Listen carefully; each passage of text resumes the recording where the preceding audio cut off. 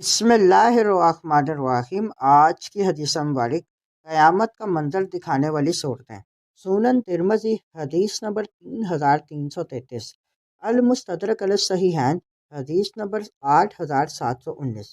حضرت عبداللہ بن عمر رضی اللہ تعالیٰ عنہما سے روایت ہے کہ حضور خاتم النبیین صلی اللہ علیہ وآلہ وسلم نے فرمایا، جو مسلمان روز قیامت کو اپنی نگاہوں کے سامنے دیکھنا چاہے تو وہ سورۃ التکویر، سورۃ الانفطار اور سورۃ الانشقاق کی تلاوت کرے۔ یہ تینوں صورتیں قیامت کے مناظر اور اس کی ہولناکیوں کو اس قدر مؤثر انداز میں بیان کرتی ہیں کہ پڑھنے والا گویا انہیں اپنی آنکھوں سے دیکھ رہا ہو، جس سے دل میں خوف، عبرت اور آخرت کی تیاری کا جذبہ پیدا ہوتا ہے۔ یہ حدیث ہمیں قرآن مجید کی ان صورتوں کی اہمیت بتاتی ہے جو قیامت کے عظیم اور ہولناک مناظر کو بیان کرتی ہیں۔ نبی کریم صلی اللہ علیہ وآلہ وسلم نے فرمایا کہ جو شخص قیامت کے دن کو اس طرح دیکھنا چاہے جیسے وہ اپنی آنکھوں سے دیکھ رہا ہو تو اسے سورۃ التکویر، سورۃ الانفطار اور سورۃ الانشقاق کی تلاوت کرنی چاہیے۔ ان صورتوں میں قیامت کے حیران کن مناظر بیان کیے گئے ہیں۔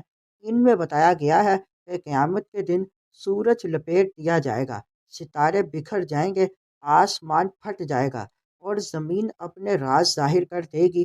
ان آیات کو پڑھنے سے انسان کو یوں محسوس ہوتا ہے جیسے وہ قیامت کے ان مناظر کو اپنی آنکھوں کے سامنے دیکھ رہا ہو۔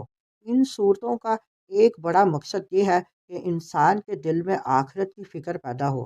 جب انسان قیامت کے حالات کو یاد کرتا ہے تو وہ گناہوں سے بچنے کی کوشش کرتا ہے اور نیک اعمال کی طرف زیادہ توجہ دیتا ہے۔ یہی وجہ ہے کہ قرآن مجید قیامت کے واقعات کو بار بار بیان کرتا ہے تاکہ انسان غفلت سے بیدار ہو جائے۔ ان صورتوں کی تلاوت سے دل میں خوف خدا پیدا ہوتا ہے، انسان اپنے اعمال کا محاسبہ کرتا ہے اور آخرت کی تیاری کی فکر کرتا ہے۔